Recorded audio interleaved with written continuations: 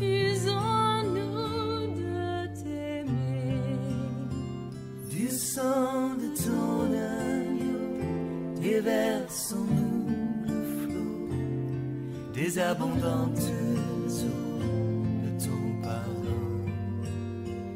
Viens inonder nos vies, restaure-nous, guéris ton Église.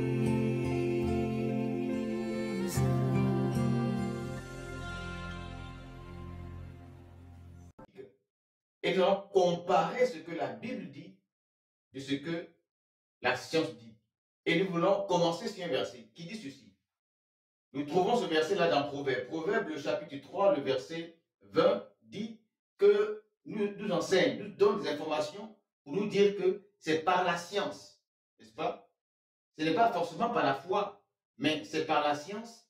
C'est par la science que les abîmes se sont ouverts et que les nuages, n'est-ce pas, les abîmes, donc comme pas les nuages, donc c'est en haut, ok? Donc l'abîme en haut. Et donc la Bible dit que, sinon Dieu dit que, à travers son serviteur, l'homme le plus sage de son temps, le plus sage de son temps, bien entendu, Salomon, il dira que c'est par la science, n'est-ce pas, que les abîmes se sont ouverts et que les nuages distillent la rosée. C'est pas la science. Alléluia. Et il y a un autre verset qui dit encore que c'est pas cette même science, une science aussi merveilleuse est au-delà de ma portée. Elle est trop élevée pour que je puisse la saisir. Et là, c'est pas un homme qui manque d'intelligence, c'est un homme très intelligent, n'est-ce pas? Celui qui a écrit pratiquement la plus grande partie des psaumes, n'est-ce pas, de la Bible. Et quand nous lisons ces psaumes-là, nous savons que cette personne est une personne instruite. Il s'agit donc de David, le roi David. Alors David était un homme très instruit. Il dit qu'il y a une sagesse et il qualifie cette sagesse-là d'une sagesse merveilleuse. Il dit que cette sagesse-là est au-delà de sa portée, c'est-à-dire au-delà de la portée de lui. Donc, je dirais au-delà d'une portée humaine et qu'il ne peut la saisir. Par conséquent, il y a une sagesse que nous pouvons saisir. Nous allons encore lire un troisième verset et nous trouvons, n'est-ce pas, ce troisième verset dans le livre de Psaume 139, le verset 6. Nous allons lire un troisième, n'est-ce pas, verset qui va nous introduire dans notre thème. Ici, c'est encore Proverbe. L'homme le plus intelligent du monde de son temps qui va dire dans le livre de Proverbe au chapitre 3, le verset 21, il dit ceci, il donne un conseil à son fils. Il va dire, mon fils, que ces enseignements ne s'éloignent pas de tes yeux. Garde la sagesse et la réflexion. Garde la sagesse et la réflexion. Nous avons lu 3 versets. Et dans les 3 versets, j'aimerais que nous puissions retenir 3 mots. Science, le premier mot, c'est science. Deuxième, réflexion. Le troisième, sagesse. Alors, science, réflexion et sagesse. Ce sont ces 3 mots, n'est-ce pas, que ces hommes très intelligents vont donner. Ces 3 versets, n'est-ce pas, dans lesquels il est question de réflexion, de science et de sagesse. Alléluia. Et ces 3 mots, souvent, ne sont pas les mots qui circulent plus dans notre environnement chrétien. Nous, notre environnement, c'est révélation, etc. Ce n'est pas que les révélations sont pas bonnes, n'est-ce pas? Mais aujourd'hui, nous pensons qu'il faut encourager, n'est-ce pas, les chrétiens ou les amener dans un autre domaine pour qu'ils puissent faire usage d'un autre domaine. Parce que dans ce domaine également, il faille que nous puissions faire des exploits. Alléluia. Alors nous parlons, n'est-ce pas, du commencement, de la parole de Dieu, pour que Dieu puisse situer les hommes par rapport à leur réalité sur terre. Et le premier verset de la Bible, en réalité, le premier verset de la Bible est un thème. C'est-à-dire, c'est comme un professeur vient en classe et il dit, bon, le thème que nous allons étudier aujourd'hui, le voici. Et il écrit le thème, n'est-ce pas, sur le tableau. En réalité, il ne s'agit même pas de tout le verset, tout le premier verset, mais il s'agit de la moitié même de ce premier verset-là. Et le premier verset de la Bible commence par « Au commencement », n'est-ce pas? Au commencement, Dieu créa les cieux et la terre. Au commencement, Dieu créa les cieux et la terre. Souvent, on confond ce commencement avec le commencement de Jean 1, verset 1.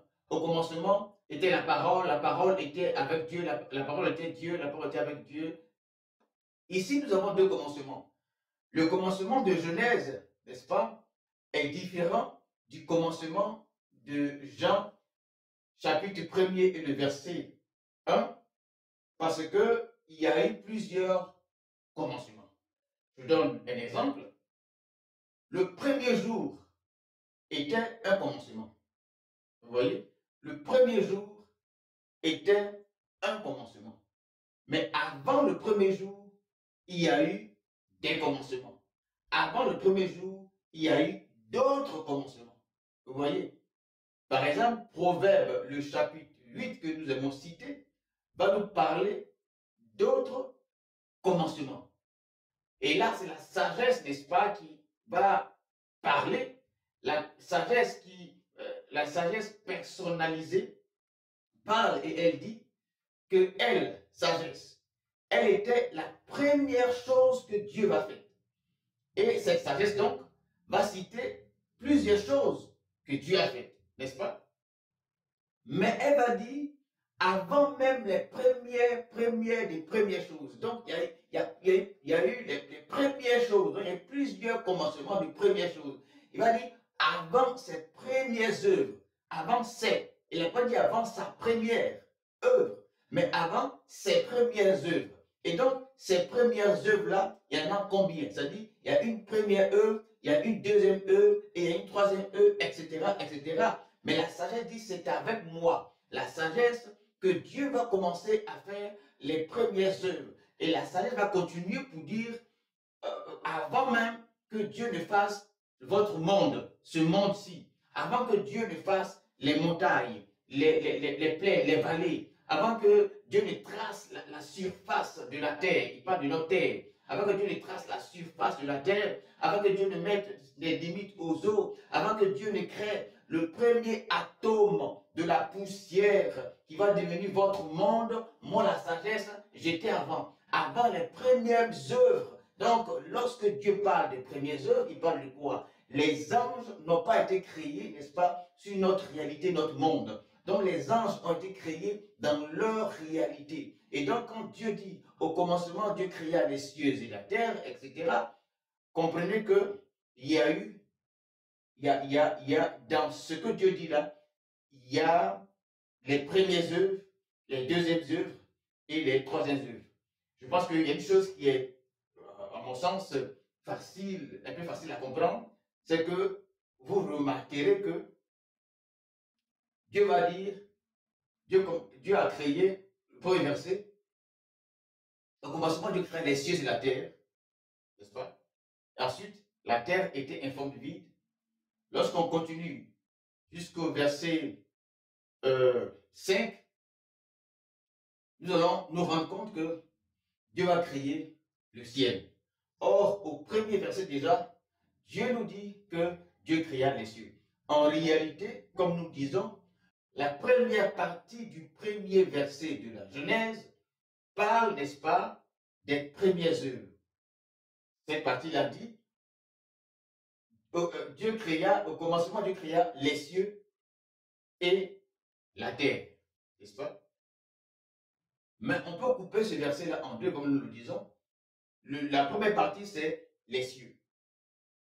La deuxième partie, c'est la terre. En réalité, ce qui est au-dessus de nous, ce n'est pas les cieux. Ce qui est au-dessus de nous, lorsque nous appelons ce qui est au-dessus de nous les cieux, c'est un embut de langage. Car ce qui est en haut et au-dessus de nous, c'est le ciel. Mais les cieux, il y en a plusieurs en réalité. Et donc, les questions qu'on peut se poser, sinon la question qu'on peut se poser, par rapport à ce premier verset-là, c'est il y a combien de cieux?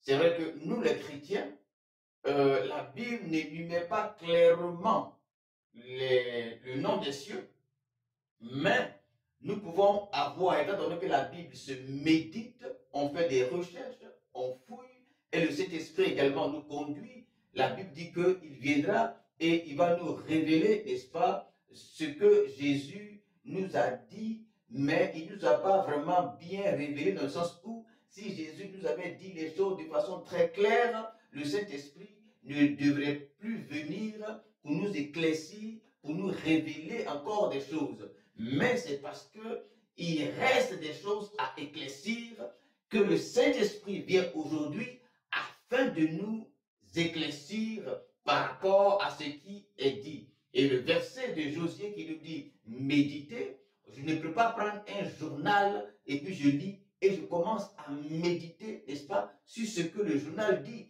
Car un journal écrit, il est écrit clairement pour que je comprenne ce qui est écrit et non pour que je puisse méditer avant de comprendre. Mais concernant la Bible, on ne lit pas la Bible simplement comme un journal parce qu'il faut encore méditer pour comprendre ce qui est écrit. Alléluia. Et donc, la Bible dit, Dieu a créé les cieux et le troisième jour, le deuxième jour, n'est-ce pas, Dieu va dire, la Bible va nous dire, Moïse qui relate les faits, va dire Dieu va séparer les eaux en deux et il va créer un firmament qu'il va appeler ciel, n'est-ce pas? Et donc, le ciel qui crée ici, c'est lequel? En réalité, le ciel qui créera sera notre ciel.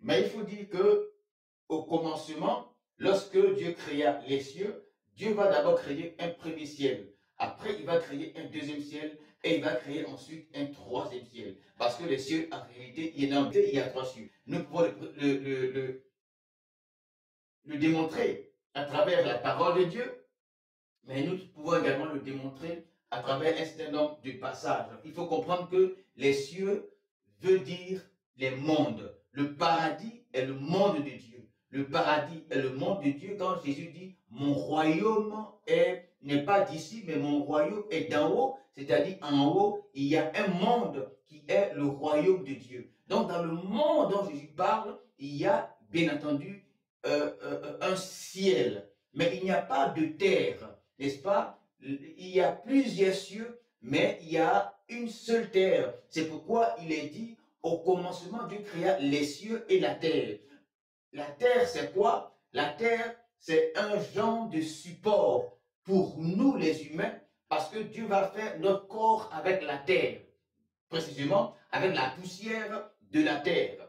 Or, les êtres célestes ne vont pas être faits par la poussière de la terre. Donc, il n'y a pas de terre dans les autres dimensions, dans les autres cieux, il n'y a pas de terre. Mais il y a un support, il y a plutôt des supports. La Bible nous dit que dans le royaume de Dieu, les rues sont pavées d'or. Donc, s'il y a les rues pavées d'or, il n'y a pas de nuages, on marche sur les nuages.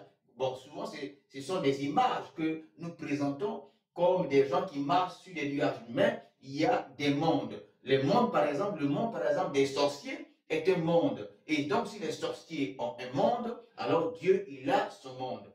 Dieu va créer son monde, n'est-ce pas? Nous sommes dans une approche logique, nous n'avons pas trop parlé de cela. Mais nous voulons dire qu'en réalité, il y a trois mondes. En réalité, il y a trois mondes. Et la Bible va le préciser dans 2 Corinthiens, le chapitre 12, depuis le verset 2, l'apôtre Paul, c'est l'apôtre Paul qui parle et il dit que lui, l'apôtre Paul, il connaît un homme qui fut ravi, transporté en esprit, jusqu'au, quand quelqu'un dit jusqu'au, c'est-à-dire que c'est loin, ok? Donc, jusqu'au troisième ciel, ça c'est un.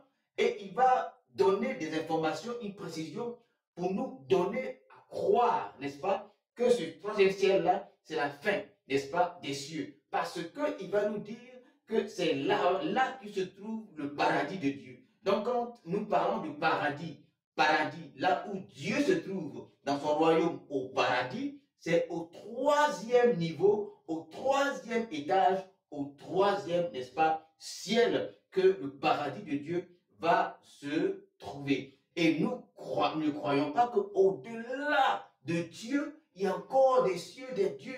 Bon, s'il y a un ciel, les cieux sont définis en termes de royaume. Donc là où il y a un ciel, c'est comme un monde, c'est comme un royaume. Et dans chaque royaume, sur chaque royaume règne, n'est-ce pas, un roi. Et donc, Dieu, il est, n'est-ce pas, dans le troisième ciel.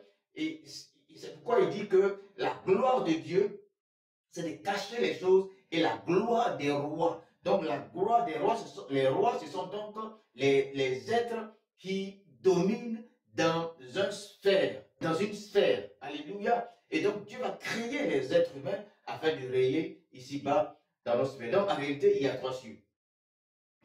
Il y a trois cieux, et c'est parce qu'il y a trois cieux qu'il y a trois, que Dieu en trois. Ok? Sinon, c'est parce que Dieu en trois qu'il a fait trois cieux, qui sont trois dimensions, ou les trois. J'aime pas trop employer l'expression, plutôt, j'aime pas trop employer l'expression personne, parce que c'est une mauvaise appréciation de Dieu. Dieu n'est pas en trois personnes. Dieu est en une seule personne. Par exemple, moi, vous, nous tous, nous sommes, n'est-ce pas, une personne. Mais quelle est la spécificité d'une personne? Quelles sont les caractéristiques d'une personne? N'est-ce pas? 2 Thessaloniciens 5 nous parle de ça. Que Dieu nous sanctifie, n'est-ce pas?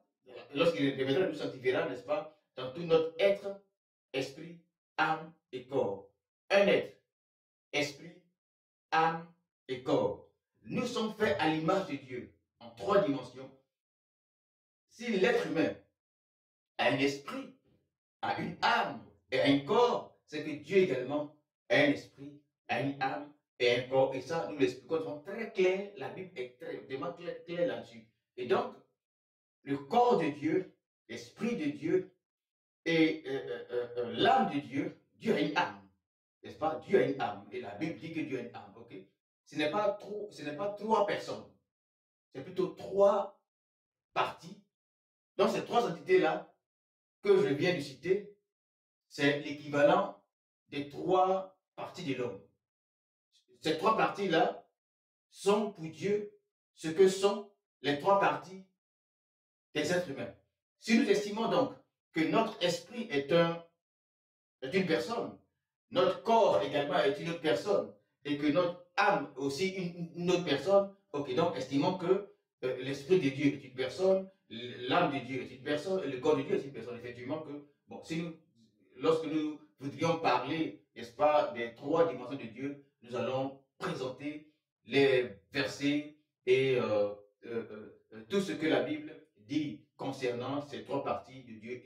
Trois parties, par exemple, quand vous lisez Apocalypse, celui qui est assis sur le trône tient, n'est-ce pas? Alors il y a quelqu'un qui est assis et on le voit, donc c'est le corps qui est assis, et il est au milieu du trône, il est assis sur le trône. Et on dit l'agneau est à celui qui est assis, l'agneau est à celui qui est assis, donc on voit clairement celui qui est assis, mais seulement que la vision que nous avons, la conception que nous avons, comme la parole de Dieu vient de le dire, on ne peut saisir ces choses-là. Pourquoi? Parce que quand Dieu a fait l'homme à son image, si on voulait faire l'homme à son image, selon sa ressemblance, l'homme va chuter. La chute de l'homme va engendrer des pertes. Des pertes, la chute c'est la chute. La chute, ça veut dire que l'homme était à un niveau, il est tombé à un autre niveau. Par conséquent, la chute va amener l'homme à perdre, n'est-ce pas, cet énorme de choses. Et l'homme va perdre, nous avons l'occasion de parler de cela avec précision, avec des éléments à l'appui, des versets bibliques également à l'appui. Lorsque nous parlerons exactement de ces choses-là, nous allons comprendre ces facultés et nous allons vous démontrer que c'est par là, sinon plutôt c'est à cause de ça qu'on parle de la dîme. C'est à cause de ça qu'on parle de la dîme. Et nous allons vous amener à comprendre que la dîme n'a rien à voir avec l'argent.